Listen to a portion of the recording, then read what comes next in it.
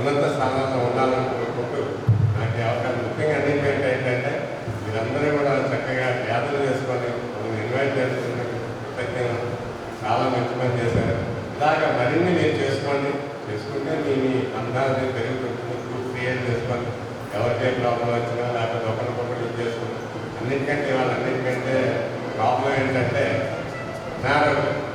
అనారోగ్యంలో ఉన్నాడు.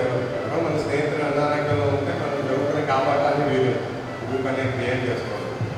అదే తెలిసి కూడా ఏం చేయలేదు. నేనున్నాను, అన్నిటికంటే నేనున్నాను, నేను భయం లేదు, అందరూ నలుగురు ఉన్నారనుకోండి. అందరూ ఏదైనప్పుడు వాళ్ళంతా కార్పొరేట్ హాస్పిటల్ అంతా బిజినెస్ మీకు తెలియదు కాదు, అవన్నీ చెప్పండి. కాబట్టి అటువంటి గ్రూపులు మెయింటైన్ చేసుకోవడం, తర్వాత చక్కగా అందరూ కూడా కల్మషం లేకుండా స్నేహపూర్వక ఉన్నప్పుడు అవన్నీ కూడా మీ అభివృద్ధి ఒకరికొకరు అభివృద్ధి చేసుకోవడానికి ఒకరికొకరు డెవలప్ అవడానికి మమ్మల్ని ఇన్వైట్ చేసి మాకు ఇచ్చేసి మమ్మల్ని అందరినీ మేము కూడా పాత స్నేహితులని ఖచ్చితంగా ఎక్కడెక్కడ నేను మాత్రం already teaching profession since 2018 from that onwards I did not go anywhere. I did not work any college etc. because my sons are already settled, well settled. అందుకని నేను ఎక్కడ take rest, I'm taking rest. నేను ఎక్కడికి వెళ్ళాలి approach me for any problem or any advice I'm ready to those also welcome. I am always giving good advice. Any if you already invited all of us, thanks for your invitation. Thank you very much. All the best to everyone. Thank you so much, sir. ప్రపంచంలో ఎంత దూరం ప్రయాణించినా వాడి ప్రయాణం first చేసి ఒక్క అడుగుతూనే మొదలు. ఎంత దూరమైన వెళ్ళాము, ఎంత సూపర్ హిట్ అయినా ఉన్నాము, కానీ వాడి ప్రయాణం అనేది ఫస్ట్ 1 feetతోనే స్టార్ట్ అవుతుంది.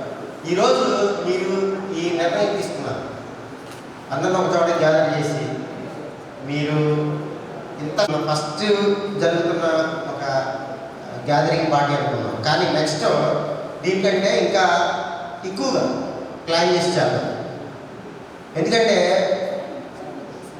నేను నమ్మలేదు అసలు. యాక్చువల్గా నేను రీసెంట్గా అంటే నేను టీచింగ్ నుంచి వచ్చే ముందు కూడా నేను ఎంఎస్సీ చేసి బీఈడీ చేసి వచ్చిన నాతోటి విద్యార్థులు కూడా, నాతో చదువుకున్న కూడా ఎవరు కూడా ఈ టైప్ ఆఫ్ ప్లానింగ్స్ ఎక్కువ చేయలేదు.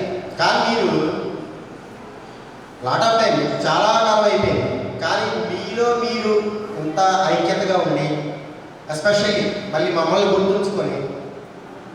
గుర్తుంచుకోవాల్సిన అవసరం లేదు యాక్చువల్గా. కానీ ఏంటంటే ఆ రిలేషన్ అనేటువంటిది మీకు మాకు మధ్య ఉన్న రిలేషన్ అలా మెయింటైన్ అవుతూ వచ్చింది కాబట్టి మీరు మమ్మల్ని గుర్తుంచుకున్నారు. అలాగే మేము కూడా ఇప్పటి నుంచి మీకు ఏ సహాయ సహకారాలు కావాలన్నప్పటికీ కూడా మేము కూడా చేయడానికి ముందుకు వస్తాం. ఎస్పెషల్లీ నేను ఈ ఫీల్డ్లో లేనేంటి అని బాధపడతాను. యాక్చువల్గా ఇక్కడ ఉన్న వాళ్ళందరూ కూడా నాతో వర్క్ చేసిన వాళ్ళు వీళ్ళందరూ కూడా సీనియర్స్, చాలా సూపర్ సీనియర్. నేను ఆయనకి యాక్చువల్గా స్టూడెంట్ కింద లెక్క చెప్పాలంటే.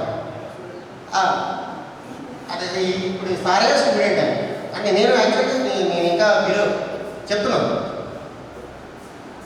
అసలు అంతే కదా సార్. యాక్చువల్గా ఇప్పుడు ఆయన స్టూడెంట్ అన్నట్టే నేను ఆయన కంటే ఇంకా జూనియర్.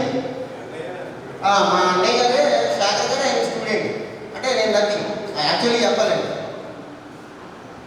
నా దరిద్రం ఏంటంటే 2012లో నేను పోలీస్ అకాడమీ సర్వీస్కి సెలెక్ట్ అయ్యి ఫైర్ డిపార్ట్మెంట్కి వచ్చేసి నేను బయటకు వచ్చేసినందుకు ప్రతిరోజు బాధపడతాను సార్. యాక్చువల్గా ఇది నిజం. గవర్నమెంట్ జాబ్లోకి వెళ్ళాలనే కానీ టీచింగ్ ఫీల్డ్ అంటే నాకు చాలా ఇష్టం. అటువంటి ఒక ఫీల్డ్ని నేను వదులుకున్నాను ఏంటి అనే ఒక బాధ. నేను 2004 to 6 పీజీ చేసి నెక్స్ట్ బీఎడ్ చేసిన తర్వాత కంటిన్యూగా నేను ప్రైవేట్ కాలేజీలోనే వర్క్ చేశాను. అసలు గవర్నమెంట్ జాబ్ అనేది నా మైండ్లో లేదు. 2012లో ఈ సర్వీస్ రాసిన తర్వాత సెలెక్ట్ అయ్యి వచ్చాను. నా అదృష్టం కాబట్టి ఒక 3 సర్వీసులు వచ్చాయి. రైల్వే సర్వీస్ ఒకటి, ఇది ఏపీఎస్ఆర్టీసీ సంథింగ్ వచ్చాయి.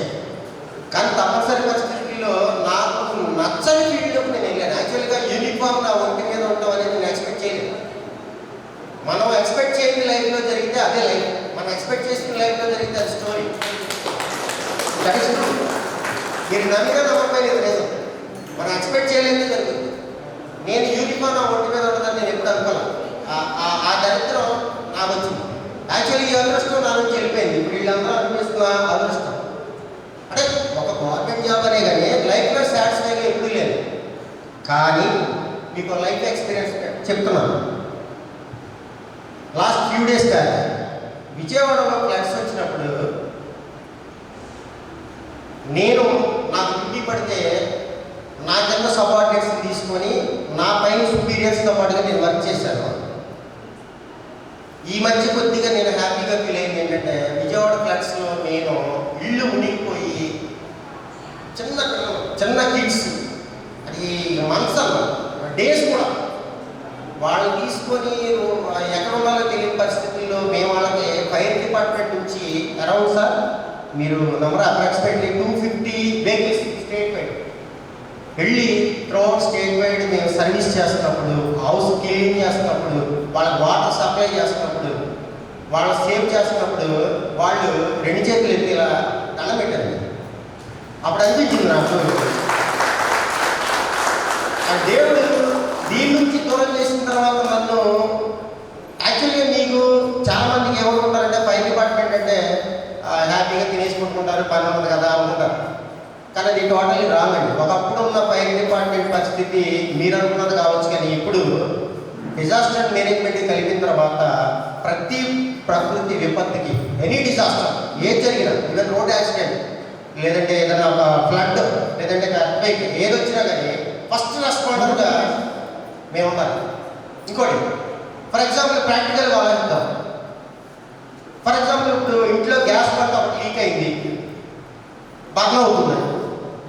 మ్యాక్సిమం ఆఫ్ ది పీపుల్ 100 మెంబర్స్లో 98 or 99 నేను చెప్పగలుగుతాను దాని నుంచి పారిపోతారు, ఎస్కేప్ అవుతారు ఎవరైనా సరే. కానీ దానికి ముందుగా వెళ్ళి దానికి ఎదురుగా వెళ్ళి టెక్నికల్గా దాన్ని ఏం చేయాలో చేసి ఆ ఫ్యామిలీని సేవ్ చేసి ఆ సరౌండింగ్ ఏరియా మొత్తం సేవ్ చేయగలిగే జాబ్ నాకు భగవంతుడు ఇచ్చాడని ఒకళ్ళకి పోతే నేను పోతానండి. కానీ నా వల్ల అక్కడ ఒక 10 కుటుంబాలు సేవ్ అవుతాయి అనే ఒక ఉద్యోగం ఇచ్చాడని నేను హ్యాపీగా ఫీల్ అవుతాను. టీచింగ్ ప్రొఫెషన్స్ నుంచి బయటకు వెళ్ళినా మళ్ళీ పబ్లిక్ సర్వీస్ చేసేటువంటి ఒక జాబ్లోకి వెళ్ళాననే ఒక హ్యాపీ మూమెంట్లోనే చేసుకున్నాను తప్ప జరుగుతున్నటువంటి పరిస్థితుల దృష్ట్యా ఒక మనిషిని మనిషిలాగా తీర్చిదిద్దగలిగే ఒకే ఒక వ్యక్తి గురువు. తల్లిదండ్రుల తర్వాత ఆ బాధ్యత గురువుకే ఇవ్వబడింది. ఇప్పుడు చరిత్ర నుంచి మీరు చూసుకోండి. నాకు తెలిసి మీరు ఈరోజు మమ్మల్ని పిలవడానికి కూడా కారణం అదే నేను అనుకుంటున్నాను. యాఫెక్షన్ లేదంటే మీరు వెల్ సెటిల్డ్ ఆల్రెడీ మాకంటే మంచిగా సెటిల్ అయిన వాళ్ళు ఉండొచ్చు, కానీ మమ్మల్ని గుర్తుపెట్టుకొని పిలిచి ఈ రోజున ఈ గెట్ టుగెదర్ ఏర్పాటు చేసినందుకు మీకు పేరు పేరున కృతజ్ఞత తెలుపుతున్నాను. నాది చిన్న స్మాల్ రిక్వెస్ట్ యాజ్ ఎ స్టూడెంట్స్గా మీకు చెప్పాలి కాబట్టి చెప్తున్నాను. ఈ రోజులను బట్టి మనం ఎంతకాలం ఉంటాం ఎంతకాలం బ్రతుకుతామనే తెలియదు. వెళ్ళేటప్పుడు మనం దారిలోనే మనకేదైనా చనిపోవచ్చు. నేను మీకు ఇచ్చే చిన్న అడ్వైజ్ ఏంటంటే మనం ఉన్నా లేకపోయినా మన భార్యకి, మన పిల్లలకి, మన తల్లిదండ్రులకి ఒక ఎసెట్ చూపించాలి. కాబట్టి సేవింగ్స్ అనేది మీరు స్టార్ట్ చేయండి. దీంట్లో చాలామంది సేవింగ్స్ చేయలేదని నేను అనట్లేదు, మీ ప్లాన్స్ మీకు ఉంటాయి. నా నుంచి యాజ్ ఏ గురువుగా నేను ఇచ్చే రిక్వెస్ట్ ఏంటంటే నా ఫ్రెండ్స్ ఈ మధ్యకాలంలో జరిగినటువంటి సంఘటనల దృష్ట్యా నేను మీకు చిన్న అడ్వైజ్ ఇస్తున్నాను. అది ఎంత చిన్న మొత్తమైనా ఒకటే ఉంటుంది, నెలకు 1000 రూపాయలైనా ఉంటుంది. మన పిల్లల పేరు కానీ, మన భార్య పేరు కానీ, మన తల్లిదండ్రుల పేరు కానీ ఉన్న పరిస్థితుల దృష్ట్యా సేవింగ్స్ అనేది చాలా ఇంపార్టెంట్. ఇది నేను మీకు చెప్పిన పాఠాలు వీటి కంటే కూడా విలువైంది. ఎందుకంటే దీన్ని మిస్ అయిన వాళ్ళు చాలామంది ఉన్నారు, బాధపడుతున్న వాళ్ళు కూడా ఉన్నారు. కాబట్టి అదే గురువుగా నేను మీకు ఇచ్చే చిన్న రిక్వెస్ట్, దయచేసి స్టూడెంట్స్గా మీరు గుర్తుపెట్టుకోండి, సేవింగ్స్ అనేది మొదలు పెట్టండి. మనం మనం మనం ఎలా చెప్తారు, మనం ఉంటాం కదా అనుకోవచ్చు. అసలు అది మనం ఇప్పుడు అలా అనుకోవాలి. ఉన్నా లేకపోయినా వాళ్ళకంటూ ఒక ఇది చూపించాలి. ఓకేనా? సరే, నెక్స్ట్ టైం ఇదే పార్టీ గ్యాదరింగ్కి ఇంకా ఘనంగా మనం చేసుకునేటట్టుగా ప్లాన్ చేద్దాం కంపల్సరీగా. Each and every one students ప్రతి ఒక్కరికి కూడా దీంట్లో గ్రూపులు ఇంకోటి అని కాకుండా అందరికీ నేను విషయం ఏంటంటే మీ విష్ ఆల్ ది బెస్ట్. మీరు లైఫ్లో ఇంకా ఇంకా ఉన్నత శిఖరాలను అధిరోహించాలని, మంచిగా ఉండాలని మనస్ఫూర్తిగా కోరుకుంటే సెలవు తీసుకుంటాం. మాకు స్టూడెంట్స్ చూసిన భయం వచ్చేది కాదు, అటు యజమాని కరస్పాండెంట్ గారు చూసిన భయం వేసేది కాదు. బక్కయ్య గారు ఓకేనా అది ఎందుకు వచ్చాడు మాకు అర్థమయ్యేది కాదు. తర్వాత తెలిసింది కరస్పాండెంట్ గారు మేనేజ్మెంట్ ఎవరో కాదు బక్కయ్య గారే అని చెప్పేసి. అలాగే ఏదైనా ఎంత పెద్ద గొడవ అయినా సరే తేలిగ్గా చిన్నగా దాన్ని సర్దుమణిలా చేసేటువంటి వ్యక్తి ఎవరైనా ఉన్నారంటే బక్కయ్య. ఎవరైనా ఫీజులో ఏదైనా తేడా వచ్చిందనుకోండి, ఫీజు కట్టలేదు అనుకోండి, వాడెవరే కట్టు నేను చూసుకుంటా, కట్టించుకోరా ఎవరెవరు కట్టించుకోలేదు ఏమనలేదు. ఈ టైప్ స్టూడెంట్ పక్షాన మాట్లాడి పంపినటువంటి వ్యక్తి ఎవరైనా కాలేజీలో ఉన్నారంటే అది బక్కయ్య ఒకటేనండి. సో బక్కయ్య గారిని 2 నిమిషాలు మా పిల్లలు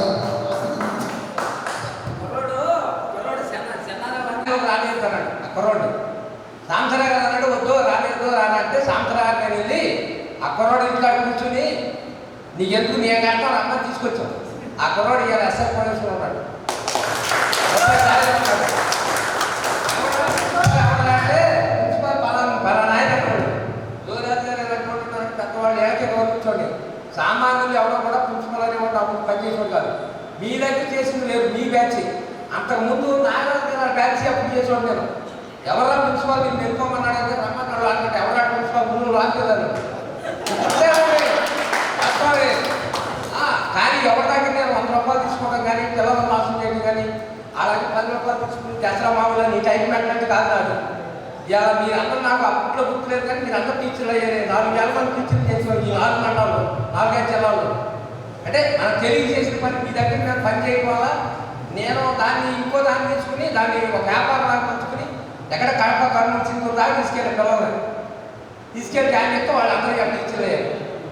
నేను ఏదో నా స్వార్థం అందులో నేను ఏదో పక్కన కాదు. వాస్తవం చెప్తున్నా, మీరు నమ్మినా నమ్మకపోయింది నిజం వచ్చారు. ఈయన చదువు ఏంటనేది పక్కన పెడితే డిగ్రీలు పిహెచ్డీలు ఇవి కాదు ఇంపార్టెంట్. నాకు తెలిసి లైఫ్లో మా అందరికంటే గొప్ప వ్యక్తి ఎవరంటే ఎందుకో తెలుసా, మా ఊళ్ళో ఎస్పెషల్లీ మాది బస్టాండ్ పక్కన పోయిన గ్రామం ఇంటికి పనికి రాకుండా చదువుకొని ఇంటర్మీడియట్ వరకు కూడా చదువుకోకుండా రోడ్ల మీద తిరుగుతున్న వాళ్ళకి నేను ప్రాక్టికల్గా నేను చూశాను. నా జేబులో డబ్బులు తీసుకొని వాళ్ళు ఏదో ఖర్చులు పెట్టుకొని తిరిగి ఒక ఇదిని పిలిచి టీటీసీ సీట్లు ఇప్పించి వాళ్ళతో అంటే నేను వాళ్ళని అవమానపరచాలని కాదు, అక్కడ ఉన్న పరిస్థితులు వాళ్ళు ఎలాంటి ఆ స్టూడెంట్స్ ఇది రియల్ సార్ వాస్తవం. అంటే ఆ రోడ్డు మీద తిరుగుతుంటే వాళ్ళు తీసుకొచ్చి టీటీసీలు చేయించి కాలేజీలో సీట్లు ఇప్పించి అవసరమైతే పేమెంట్ సీట్లు కొన్ని కట్టిన తర్వాత అమౌంట్ ఇంకా కట్టకపోతే వాళ్ళు కాలేజీ నుంచి వెళ్ళిపోమంటే అయినా సార్ నా స్టూడెంట్స్ వాడు నేను కడతాను అవసరమైతే అని చెప్పి వాళ్ళ దగ్గర కాలేజీ కరెస్పాండెంట్ మాట తీసుకొని ఆ టీటీసీ వాళ్ళు చేస్తే వాళ్ళు ఆ డబ్బులు ఎగ్గొట్టారు. ఇలాంటి మీరు ట్విస్ట్ ఏంటంటే ఆ స్టూడెంట్స్ ఆ డబ్బులు ఎగ్గొట్టారు. ఇట్స్ ట్రూ, ఇది నిజం కదండి. నాతో చాలాసార్లు చెప్పాడు నాకు అమౌంట్ ఇవ్వాలి అని అడిగితే మేము అదృష్టం నెక్స్ట్ తీస్తే కిరణ్ కుమార్ రెడ్డి గారు గవర్నమెంట్ వచ్చిన తర్వాత డిఎస్సీ తీస్తే రాష్ట్ర ప్రజల్లో పోస్ట్ ఈ రోజున వాళ్ళకి 60,000 రూపాయలు జీతం నెట్టం గ్రాస్ 60,000. కానీ దరిద్రం ఏంటంటే వ్యవస్థ ఎలా తయారైందంటే ఈ రోజుకి బక్కయ్య గారు ఎదురైనా కానీ వాళ్ళల్లో కొంతమంది పలకరించారు. మానవత్వం అనేది లేదు అని వాళ్ళు చూసినప్పుడు నాకు అర్థం అవుతుంది. అంత మంచి మనిషి నాతో చెప్పుకొని చాలాసార్లు బాధపడ్డాడు. తమ్ముడు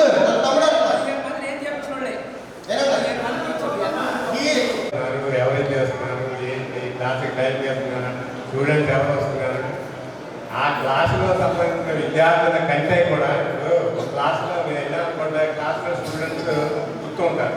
బట్ త్రూఅవుట్ కాలేజీలో ఏ క్లాసు ఏ స్టూడెంట్ ఏ సెక్షన్ ఏ ఊరు అవన్నీ కూడా నోటిఫై.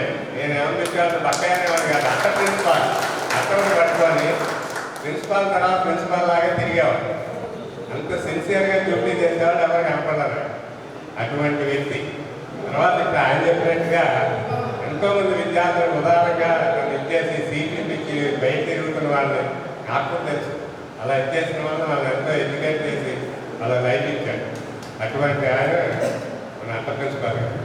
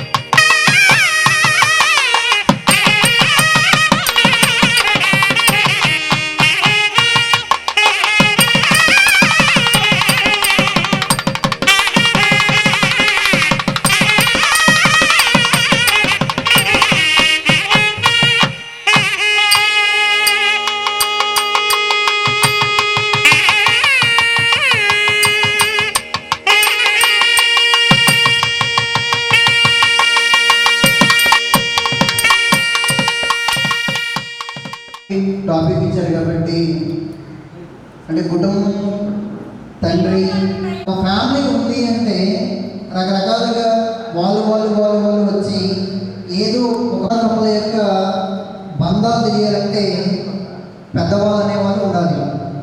అలాగే ఏమైనా జీర్ణించేస్తున్నారు. ఒకే వేదిక జరిపింది 2007-2009 గెట్ టుగెదర్. ఇది ఆనందం. లైఫ్లో ఎవరు ఎన్ని రోజులు బ్రతుకుతారో చెప్పలేము, ఎప్పుడు ఎలా ఉంటుందో చెప్పలేము, ఎప్పుడు ఎలా మారుతుందో చెప్పలేము. కానీ పెదనాన్న, చిన్నాన్న, మావయ్య, అత్త ఇలాంటి ఎన్నో రకాలైనటువంటి బంధుత్వాలు ఒకే కుటుంబంలో ఉండడం అనేది దాని మించిన ఆ బాధను నేనున్నానని చెప్పి ప్రతి ఒక్కరు ముందుకు వస్తారు జాయింట్ ఫ్యామిలీలో. కానీ ఈ రోజుల్లో ఇండివిజువల్ ఫ్యామిలీస్కి ఇంపార్టెంట్ ఇవ్వడం అంటే కూడా జాయింట్ ఫ్యామిలీకి ఇంపార్టెంట్ ఇవ్వడం అనేది చాలా చాలా చాలా మంచిదని నా అభిప్రాయం. అలాగే ఇండివిజువల్ ఫ్యామిలీ గురించి మాట్లాడాలి.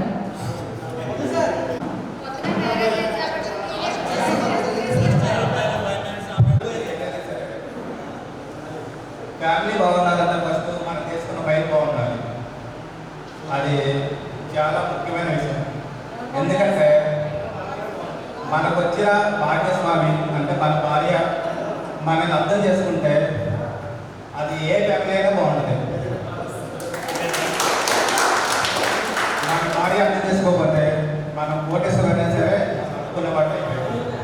కాబట్టి మన భార్యలందరూ మనకున్న భార్యలందరూ మనం అర్థం చేసుకునే టాపిక్ డైవర్ట్ చేయొద్దు. మంచి కాన్సెప్ట్ కరెక్ట్ చెప్తుంది. మనకున్న భార్యలందరూ మనల్ని అర్థం చేసుకునే విధంగా మనం వాళ్ళకి అనుగుణంగా ఉండి మనందరి జీవితాలను ఆనందంగా ఉంచుకోవాలని కోరుకుంటున్నాను. ఇది ఏ ఫ్యామిలీ అయినా సరే మన టీం నుంచి ఇంకెవరైనా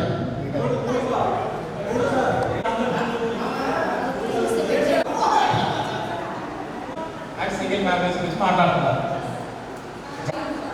అయితే బెనిఫిట్ అనేది జాయింట్ ఫ్యామిలీ వల్లే బెనిఫిట్ ఉంటుంది, న్యూక్లియర్ ఫ్యామిలీ వల్ల బెనిఫిట్ ఉండదు.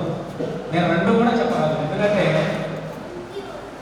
మన యొక్క అవసరాల నిమిత్తం, మన యొక్క సంతోషం నిమిత్తం ఫ్యామిలీ డివైడ్ అయ్యి కేవలం ప్రజెంట్ ఉన్న నువ్వు తాతయ్యలతో అమ్మమ్మలతో ఇలా దూరం ఉండి మంచి చెడులు నేర్పిస్తే విధంగా ఉండాలంటే ఫస్ట్ మగాడు చాలా జాగ్రత్తగా ఉండాలి.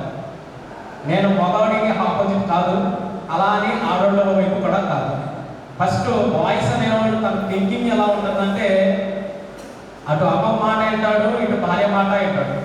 కానీ రెండింటిని కూడా సమపాళ్ళలో బ్యాలెన్స్ చేయగలిగినట్లయితేనే ఆ ఫ్యామిలీ అనేది బేసిక్. అలా మరి సామెత ఉంది కదా, ఏదే అల్లం చేతులు మంచిది, అది అమ్మ. కాబట్టి అమ్మని చూసుకుంటూనే భార్యని మనం మన దృష్టిలో భార్యకి కావాల్సింది కొడుకు, భార్య చాటు భర్త, ఆ రకంగా ఉన్నట్లయితే సమాజంలో ఇవన్నీ కూడా ఇక్కడ అనుభవిస్తున్న వాళ్ళందరూ తెలుసుకొని వస్తారు. కాబట్టి బ్యాలెన్స్ అనేది బాయ్స్ చేతిలో ఉంటుంది. కుటుంబాన్ని పరిణామానికి ముందే చెప్తున్నారు. రీసెంట్గా అయినా నేను లీఫ్ సంవత్సరంలో పెళ్లి చేస్తున్నాను, ఆ పెళ్లి రోజు ప్రతి 5 సంవత్సరాలకు 4 సంవత్సరాలకు తింటున్నాడు ఆ రోజున. కాబట్టి రెండు కత్తులు ఒక వరం ఇవ్వడం, వాళ్ళ కాంప్రమైజ్ అయ్యారు అనుకోవడం మన పిచ్చి, మన ప్రమాదం.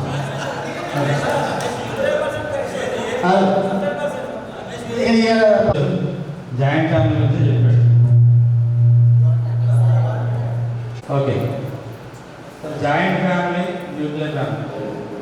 తను జాయింట్ ఫ్యామిలీలో ఉండి రీసెంట్గా తను జాయింట్ ఫ్యామిలీ బయటకు వచ్చింది. కారణం ఏంటి అని అడిగాడు.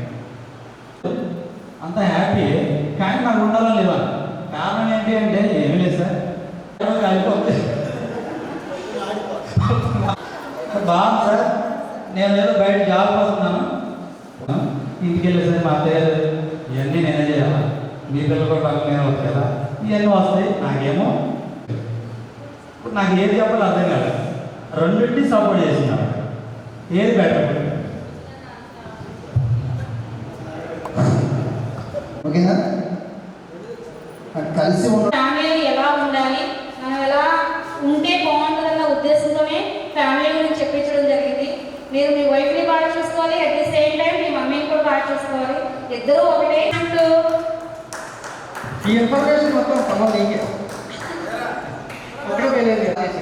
ఇప్పుడు అందరూ ఒక ఫ్యామిలీకి వచ్చారు కాబట్టి ఫ్యామిలీలో కూడా మీ ఎక్స్పీరియన్స్లు తీసుకొని మీ ద్వారా వెళ్ళి బాగా చెప్పాడు సార్.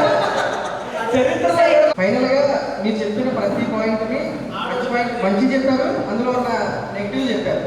దాని కారణం ఇప్పుడు అదే నెక్స్ట్ ఒక చిన్న గేమ్ ఒకటి ప్లాన్ చేశాను sir. Come to the dais.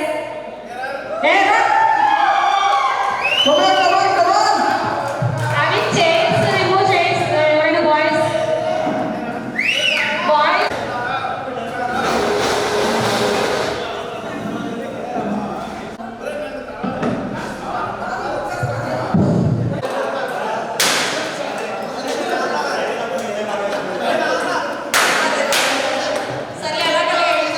నుండి చేస్తున్నాం నాగరాజు గారు.